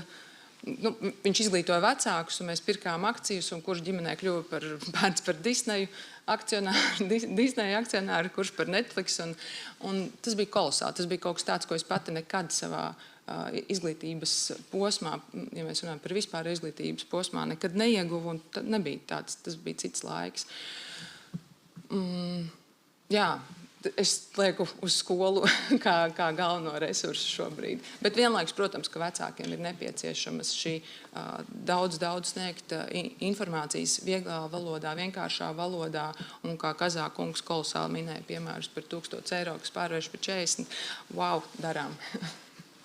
Es gribēju nedaudz verificēt vienu no priekšlikumiem pie jums, ko mums priekšā saka pētījumi, tur, kur tas ir izmēģināts. Tad viens veids, kā šo vecāku finanšu pratību pacelt uz augšu, ir viņus iesaistīt, piemēram, mājasdarbu sagatavošanā. Kā no vecāku skatu punkta tas izskatās, vai tas ir reāli pie tā ikdienas menedžmenta un tās dzīves, kas jau šobrīd vecākiem ir īpaši, mēs šeit runājam, ja, tad par mazāk aizsargātajām un šīm ievainokļajām grupām, zemāka izglītība, zemāki ienākumi, vai tas, kā risinājums vecākiem beigās ir atbalsts, vai tomēr vēl papildus sloks, kas viņus dzen vēl dziļākā, iespējams, kaut kādā ziņā izmisumā. Jūs domājat, ka uzdod mājasdarbus, kas saistīti ar finanšu pratību? Jā, un iesaist vecākus. Un bērns aiziet mājās, un viņš ir priecīgs, un viņš, vai nav priecīgs, iespējams, nezinu, bet iesaistīt vecāku, un vai tas risinājums ar to vecāku iesaistīšanu, vai viņš varētu tiešām būt realizējams? Atkal, cik ģimeņu, tik viedokļu noteikti, bet noteikti tas ir kā resurs. Mūsu ģimene arī ir bijuši brīnišķīgi piemēri ar ļoti vērtīgiem mājas darbiem, kur ir aicinājums iesaistīt ģimeni, tad mēs par to runājam. Un tas var būt kā resurs noteikti, bet vienlaikus skolā ir tāds aicinājums gan manā iepriekš minētajā matemātikā, gan, ja runājam par ekonomiku, ieviest to ļoti praktisko matemātiku, praktisko ekonomiku. Un es runāju ar jauniešiem, viņi saka, jā, mums mācīja par saliktiem procentiem vienā priekšmetā, bet skolotāji nevienā brīdī neminēja, ka kāds attiecas uz akcijām, uz kredītiem. Tad jaunieši ir teicis, piemēram, mums nekad nestāsta par riskiem, kas saistās ar kredītu ņemšanu. Ātro kredītu, vienalga kādu kredītu, kur neiekrist, kam pievērst uzmanību. Tādu praktisko visu informāciju, vai kā veidojas budžets. Tāds uzdevums, ka tev būtu, ir ģimene, iztēlojas tev ģimene, un kas tad ir tie pa izdevumiem? Vai ģimene bērnam var to, skrējienā beig grūti izstāstīt, ja? Kur tev tie nodokļi, kas tev tur jāmaksā. Un, protams, ka atkal skola var iedot sistemātiskas zināšanas ar piemēriem, un ja bērns atnāk tādu uzdevumu, praktiski, kur ģimene iesaistās, es redzu, ka tas ir resurs, bet vienlaikus vai visas ģimenes atkal spējas palīdzēt. Jau tagad es varu godīgi pateikt, ir jau 1. klasēs tādi uzdevumi, ka es neesmu labs atbalsts saviem bērniem. Es nesaprotu, kādā valodā vispār tas ir uzrakstīts. Tā kā jā un nē, bet darīt vajag. Ja nedarīsim, nezināsim. Paldies. Šodien, es domāju, visas konferences laikā mums laiks ir ļoti nepielūdzams, tāpēc es iziesim vēl vienu noslēdzošo apli vai rindu šajā gadījumā. Ar jautājumu mēs šodien apspriedām vairākus risinājumus, kas varētu būt potenciāli šiem izaicinājumiem, ko mēs šodien ieraudzījām. Un tad varbūt sākot no kreisās uz labo, tas jautājums man, ko jūs no savas puses redzat, kas ir tas, vai ir kaut kas no tiem risinājumu tā saraksta, kurš bija pietiekami garš šodien, kur jūs teiktu, jā, šo es varu paņemt un iet uz priekšu, virzīt arī es es un mana institūcija, ar kuru es šodien esmu šeit, kurus šodien šeit pārstāvu. Jā, tad es sākšu ar Ozols kundzi. Jā, paldies. Laikam jau ieskicēju iepriekš, bet tas, ko mēs paņemam un tas, ko mēs jau esam uzsākuši darīt un turpināsim, ir pilnveidot programmas. Noteikti arī turpināt ciešu sadarbību ar nozari. Tur mana kolēģi Laura jau, manuprāt, ļoti, ļoti veiksmīgi ir šo darbu uzsākusi un turpinās. Mums ir jāidentificē, kas ir tas, kas mūsu Latvijas skolotājiem kāds atbalsts ir nepieciešams, jo veiksmīgai, efektīvai stundai tur ir 3 tādi vaļi, gan satura precīzi zināšanas, gan klasvadības jautājumi, gan arī metodika. Tad kādā no tiem, acīm redzot, ir nepieciešams pastiprināts atbalsts.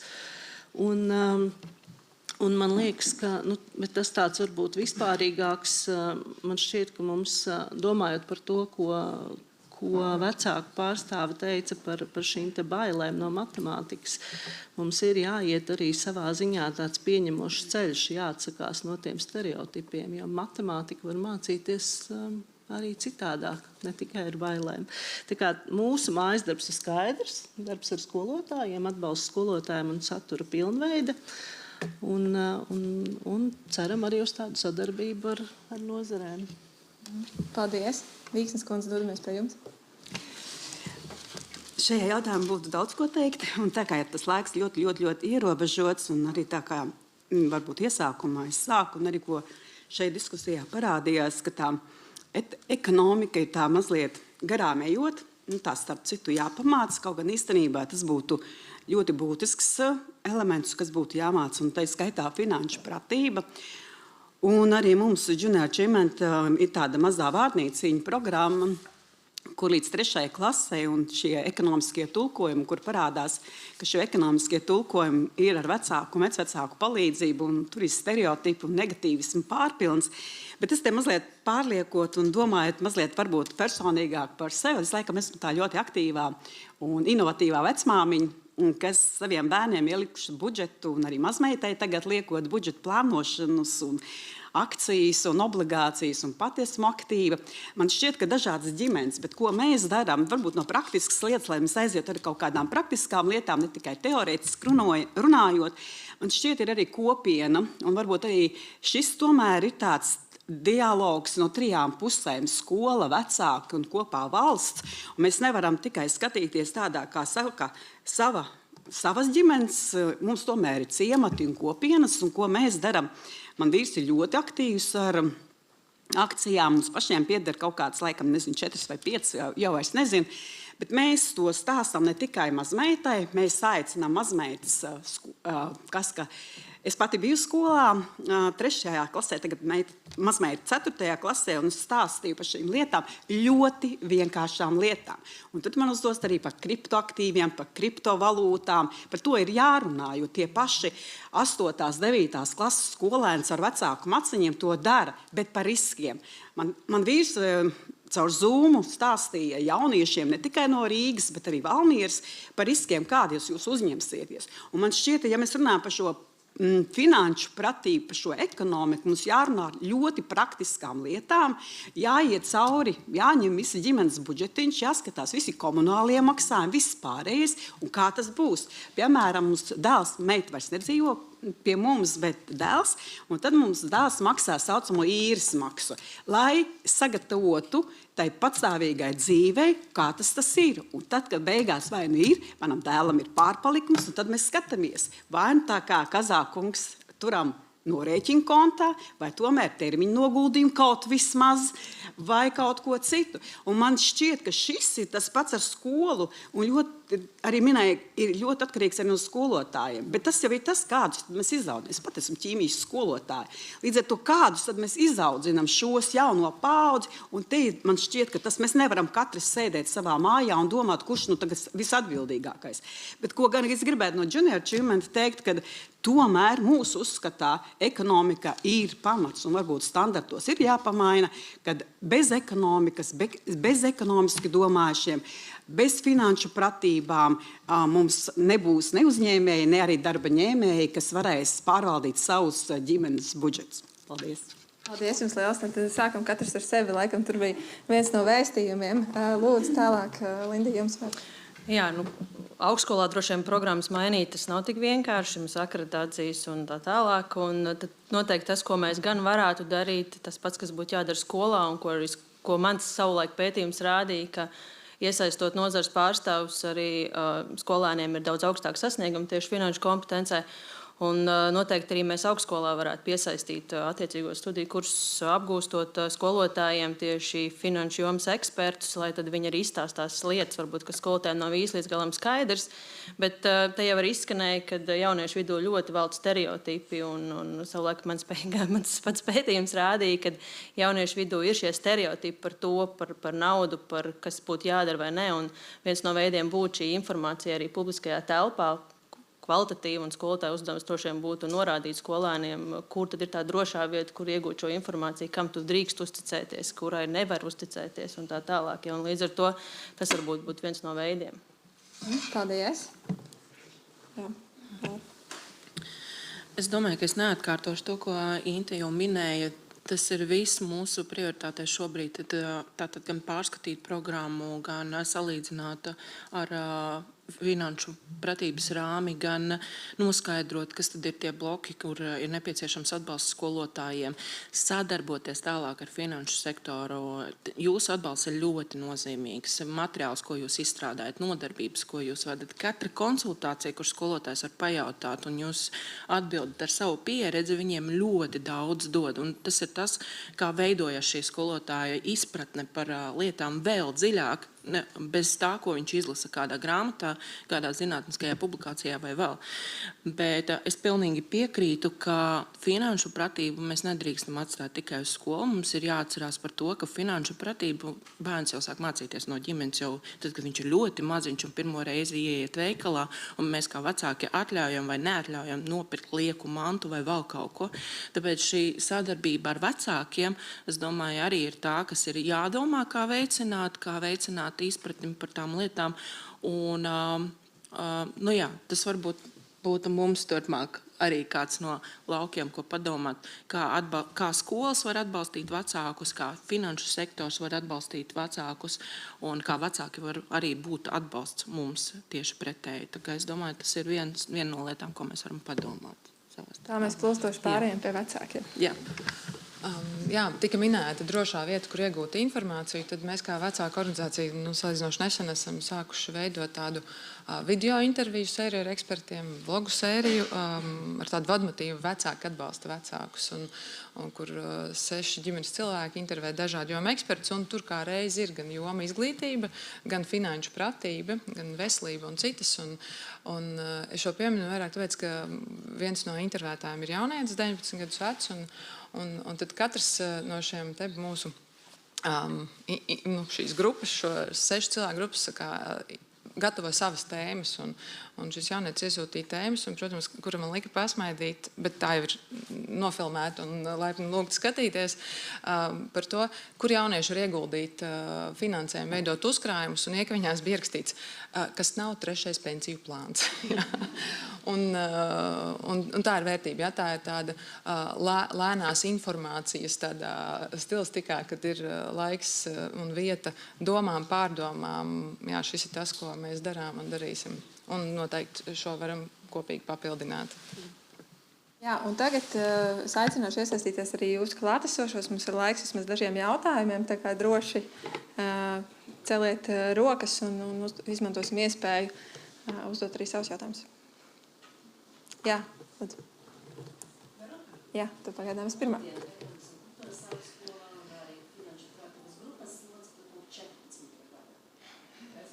10 gadus darām kaut ko, tik daudz materiālu, jā, visas programmas rezultāts ir vidējais, dažos rādītājus ir slikts. Un es nezinu, vai mēs varam kaut ko mainīt skolas programmā, vai nu jāgaida skola 2040.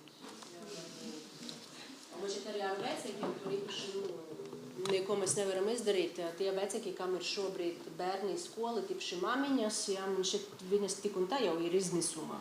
Ar tiem mājas darbiem, jā, likt kaut ko papildus, tur pa finanšu prātību, nezinu, kas izdosies. Bet, respektīvi, es neesmu tur speciālisti video izglītība, ja es tomēr no augšskolas. Un man ļoti patika, ko Lindas kundze teica sākumā, ka, varbūt liksim to finanšu pratību kā obligātu priekšmetu, kas ir nepieciešams. Mēs esam tik liela kopienā, Aija, uz tevi tagad vēršos pie tevis, ja? Mums tur visi, kurus var iedomāties, visas organizācijas, mums tur ir pārstāvji, vai mēs nevaram bīdīt šo jautājumu, ja, un likt vienkārši kā papildu priekšmetu visas programmas. Vai sāksim, piemēram, ar to nabadzīgo pedagoģijas fakultāti, ja, kur tieši gatavo skolotājs. Ja pat mēs tagad mainītu to skolas programmu, un, piemēram, ekonomika vai finanšu pratība būtu atsevišķa, piemēram, tas ir iespējams. Kas mācīs par finanšu pratību? 38 atbildēja pareizi procenti. Tas nozīmē, ka 62% atbildēja nepareizi. Ko viņi var iemācīt? Varbūt tā skolotājiem sāksim, ja, viņam vismaz iemācīsim, ka procentus līdz saliktos reķināt. Es domāju, ka tas ir ļoti grūti bīdīt šo likuma projektu. Nezinu, Aiva droši vien šeit var kaut ko ieteikt. Ja. Ar ko mums jāsāk? Jā, Čāčas kundze šeit sēž, jā. Kas mums ir jādara, lai bīdītu šo projektu? Jā, mēs esam gatavi iesaistīties.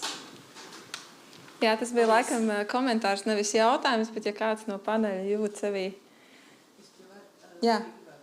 Arī droši vien vairāk komentārs kā jautājums. Man arī šajā diskusijā pietrūka universitātes tāda skaidrs uzstādījuma par to, kā skolotājus sagatavo, jo radās tā sajūta, ka mēs no viens no uz otru skatāmies, vai tad skolotāji vainīgi, vai vecāki vainīgi, vai kāpēc mēs nevaram kaut ko kopā, bet es nesadzirdēju no universitātes tādu ļoti skaidru, ne visi bērni atnāk, kā jaunieši studēt un zina jau to matemātiku. Tad ko mums darīt? Gaidīt nākamos, vai tomēr mācīt jau tos, kas ir atnākuši un iedot viņiem šīs zināšanas? Un man liekas, ka es absolūti piekrītu, ka vislielākā ietekme šobrīd skolotāju izglītībā. Nevēlti mēs arī iepriekšējos posmos tieši fokusējāmies uz to, lai skolotāja izglītība būtu laba, lai skolotāji ir pārliecināti par sevi, jaudīgi un spēja iedot bērniem vajadzīgās zināšanas. Un tomēr ļoti liels pārmaiņas ir vajadzīgs tieši fakultātē, mācot jaunos skolotājus, iedodot viņiem šīs prasmes, saliktie, nesaliktie procenti, metodes, lai viņi varētu strādāt. Es domāju, ka te nav pat stāsts par lielu naudu vai par akreditācijām. Tas ir stāsts par vēlēšanos kaut ko mainīt. Kā es teicu, lielā mērā ne tikai finanšu pratība ir par savu uzvedības maiņu un pieeju lietām citādāk. Un es aicinātu varbūt meklēt nevis kā nē, bet kā jā. Un to es šobrīd nesadzirdēju vēl līdz galam. Es ceru, ka šīs dienas laikā mēs tomēr tiksim līdz tam kā jā. Jā. Nav jau tā, ka mēs negribētu vai nevarētu. Ne par to ir stāsts. Pirmkārt, jau ir jānāk vēlmē, kādam arī mums būtu jāzina, ka tas būtu vajadzīgs mainīt vai nevajadzētu mainīt. Un viens ir programmas šīs, kas ir šobrīd akreditētas un kas pastāv. Tās ir savulaik tapušas visām augstskolām vienādas ar domu, ka visas mācīs vienādi. Un tas nebija gluži tā, kā universitāte izlēma vai neizlēma, ko viņi mācīs vai nemācīs. Es piekrītu, ka mēs vienmēr varam turpināt attīstīt, bet tad, protams, ir jābūt kaut kādai, kā es pasaku, politiskai gribai, vai mums būtu jāzina, ka tas ir vajadzīgs, kad rezultāti dati vai rādītu, kad ir šī nepieciešamība uzlabot to. Un sociālo zinību un vēstures skolotājs, tā ir tiešām diezgan liela, plaša programma. Es esmu par finanšu izglītību, es esmu par to, ka mēs mācām, es esmu par kvalitatīvu izglītību, un es piekrītu, kad ir jāuzlabo un izmaiņas ir nepieciešams, bet, lai kaut ko mainītu, ir jāsaprot, ko mēs mainītu. Tagad mēs dzirdam, kad ir problēmas, mēs viņas redzam, kad ir, bet programmas, protams, mēs varam pilnveidot, un to jau arī maksimāli dara, ja ir nepieciešamība. Jā, es redzu, ka Mārtiņam ir vēl viens piezīme vai jautājums. Jā. Paldies. Man divas lietas. Pirmais, ja mums ir ļoti grūti tad novienoties, kurš tad spēr to pirmo soli, ja? Paskatāmies kaut kādiem skolotājiem, ja? Tie, kas māca šo priekšmetu, 62% nezinu. Tie, kas nemāca, iespējams, ka vairāk nezinu. Tad palīdzam skolotājiem saprast, kā viņi labāk paši var savas finanses pārvaldīt, un gan jau viņi palīdzēs arī skolniekiem. Ja? Līdz ar to tur gaidīt kaut kādas norādījumus no augšas varbūt nevajag, skolotāji paši organizējieties, palīdziet saviem kolēģiem labāk pārvaldīt finanses, ja? Un dzīvot ne tikai no algas, bet no tā arī, ko jūs uzkrājat mums pienes klāt. Ja? Vienkārši palīdzam kolēģiem. Bet man bija otrs jautājums, tāds komentārs, kas, es saprotu, ka tas būs vēlāk, 3. sadaļā par krāpniecību runājot. Bet turpat puse no skolniekiem ir uzrunāti kļūt par naudas mūļiem. Ja? Dēļ kā? Ja? Dēļ niekiem. Rezultāts, visticamāk, finanšu sektorā viņi nestrādās. Ja? Par juristiem, visticamāk, viņi nekad nekļūs. Ja? Ko jūs ar šo redzat, ko var darīt? Ja? Kā to noķert un tam bērnam pateikt, ka nedara to? Paldies. Es varbūt nokomentēšu šo. Es pati esmu bijusi situācijā, kad man bērns parāda ziņu, skolotāji tikko atnāca, vai jūs varētu ar lūgumu pārskaitīt naudu tur uz kaut kādu kontu, tāpēc, ka tur ir notikusi kaut kāda nelēma vai vēl kaut ko. Un šīs ir tas jautājums, kā skaidrot un runāt ar jauniešiem par to, kas ir šie riski, ar kādiem viņi saskarās, un mērķiecīgi un ļoti pārdomāti, un nevis tikai tajā brīdī, kad viņi ar to saskarās, bet jau pirms tam jau laicīgi. Tāpēc šis ir, es domāju, viena no lietām, ko mums kā skolotājiem ir jādomā un jārunā ar vien vairāk ar skolēniem par krāpniecību, par tiem veidiem un kā izvairīties no tiem un atpazīt. Un šis mums jau caur digitālo pratību jau ir tā kā ieintegrēts visos mācību priekšmetos, bet tas, ka tas paliek arvien aktuālāk, tas ir skaidrs, tas, ka par to ir jārunā vēl vairāk un jādomā, kā to sasaistīt, lai tas nav tikai, ka mēs to skatāmies sociālās zinībās, bet tas varbūt kādā kontekstā, par to ir jārunā ar jauniešiem, arvien vairāk jā. Bet kas otra lieta vēl ir, viena daļa jau par to zina, un viņi tā arī saka, ka viņiem ir tas azarts, to, ko jūs minējāt, par to azartu pamēģināt, vai kas tad būs vai vēl, un šī ir tā otra puse, izrunāt arī par to atbildību. Nevis tikai, ka viņi zina, kas tas tāds ir, bet kāda būs viņu atbildība par to, ja viņi ar to saskarsies vai ar to sāks kaut kur iesaistīties vai vēl kaut ko. Tā kā šis ir jautājuma bloks, par ko ir jārunā. To nevar tā vienkārši papildinot Lauru, gribu teikt, protams, tā ir arī saruna skolē ar vecākiem, jo tā ir iespēja, joprojām mums ir arī gan tematisks vecāku sapulces, es pati biju šodien pie sava pusauģa un skaidrot to vienlaikus arī ar tādiem, pusauģa attīstības posmiem, ar to konformismu, ar to autoritāšu maiņu, ka vecākiem ir jāzina, ka tādi riski pastāv.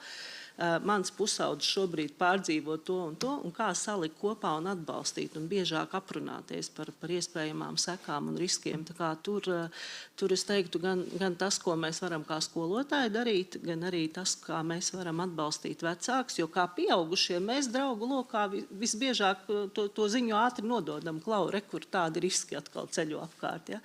Tad jautājums, kā sasniegt pēc iespējas vairāk bērnu, vecāku, runājot par šīm situācijām. Es pavisam ātri piebildīšu. Daudz tiek minēti vecāki, bet es cienījumi klātesošie atgādināšu, ka ir ārkārtīgi daudz bērnu, kuriem ir tādi vecāki, kurus mēs nesasniegsim un ar kuriem mēs nekādā veidā nepiespiedīsim nepildīt mājas darbus, ne izglītot elementārās finanšu lietās. Lūdzu, mēs esam visi pieauguši cilvēki, un tie visi bērni ir mūsu bērni. Programmas mums, starp citu, ir ļoti labas uzrakstītas. Tad īstenojam tās pēc būtības. Neskatāmies, vai tad tagad Čakšas kundze mums liks kaut ko darīt, vai kurš mums liks kaut ko darīt. Tie ir mūsu bērni. Un ja es saviem bērniem, mēs varam vakaros analizēt, kādas akcijas nopirksim, un ka mums tagad ir cik tur eiro, ko varam izmēģināt, tad tā ir, cik tā ģimeņu ir, un cik bērni ir vispār bez vecākiem. Līdz ar to lūdzu rīkosimies kā pieauguši attiecībā uz bērniem. Jā, es teikšu paldies visiem diskusijas dalībniekiem. Laiks, diemžēl, ir beidzies jau laikam 3. reizi. Tā kā teikšu visiem paldies.